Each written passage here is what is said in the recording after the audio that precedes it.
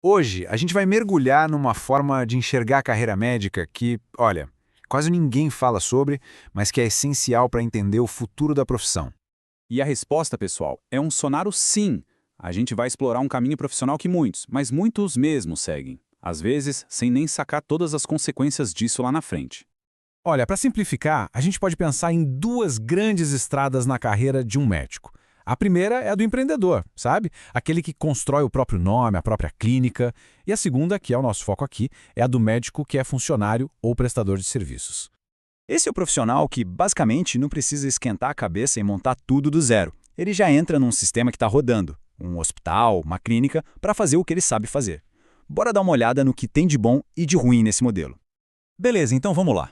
No comecinho da carreira, essa opção parece assim incrível, super vantajosa e, sinceramente, tem bons motivos para isso.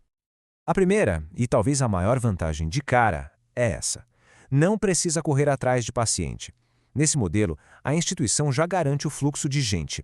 Isso elimina totalmente aquela necessidade de fazer marketing, de se posicionar em rede social, nada disso.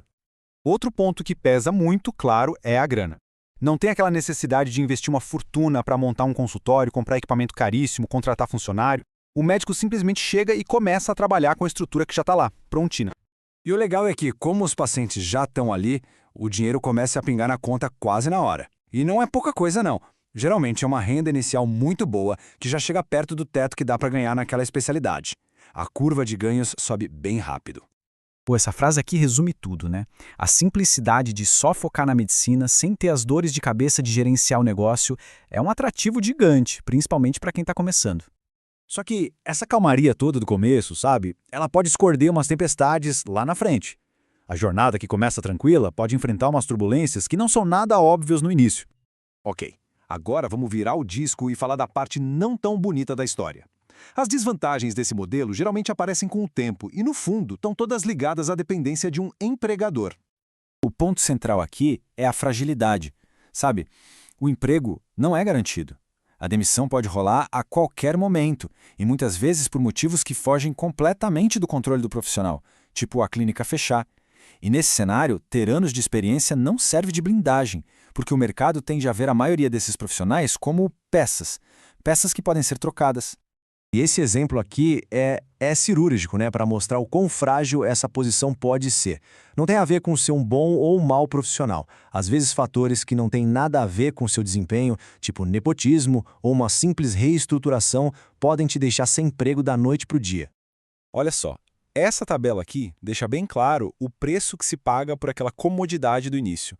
O médico funcionário raramente vira uma referência. Não tem poder nenhum sobre o preço do seu trabalho e bate num teto de renda bem definido.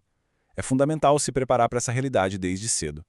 E falando nisso, se você é estudante e quer se preparar de verdade, entra agora em medicalb.com.br, baixe o app e aproveita o maior banco de questões do Brasil, com provas anteriores de todas as instituições, questões comentadas, resumos práticos, aulas completas e flashcards prontos para revisar onde quiser.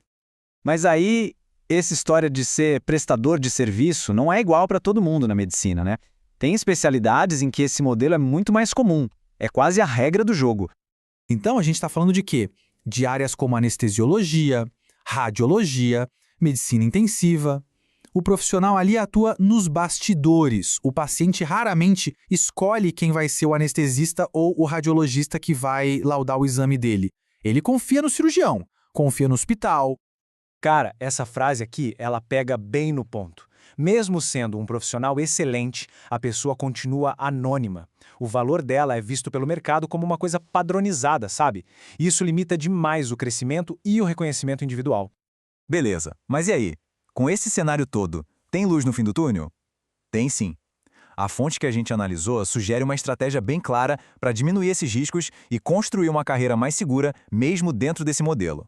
A estratégia é simples e se apoia em 3 coisas.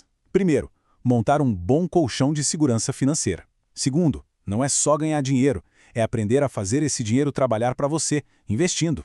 E terceiro, talvez o mais importante, nunca, mas nunca mesmo, depender de uma única fonte de renda. No fim das contas, o grande objetivo disso tudo é uma palavra: autonomia. É criar um cenário onde uma demissão não seja uma catástrofe, mas só um contratempo. É ter a liberdade de poder falar não e de controlar o próprio destino, não importa quem assina o seu cheque.